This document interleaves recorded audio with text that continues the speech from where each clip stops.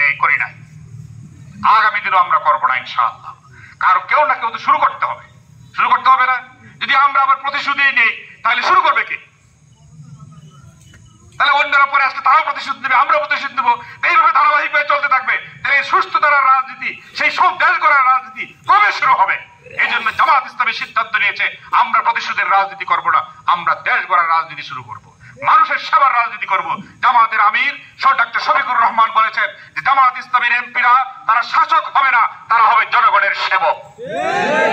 আমরা জনগণের সেবক হতে চাই, আমরা শোষক হতে চাই না, আমরা শাসক হতে চাই না, আমরা বেড়াগিরি দেখাইতে চাই না, পাওয়ার এক্সারসাইজ করতে চাই না, লুটপাট করতে চাই না, আমরা দেশ গড়তে চাই, মানুষের সেবা করতে চাই। একবারের জন্য জামাত ইসলামীকে আপনারা পরীক্ষা করুন, আপনারা কি রাজি আছেন?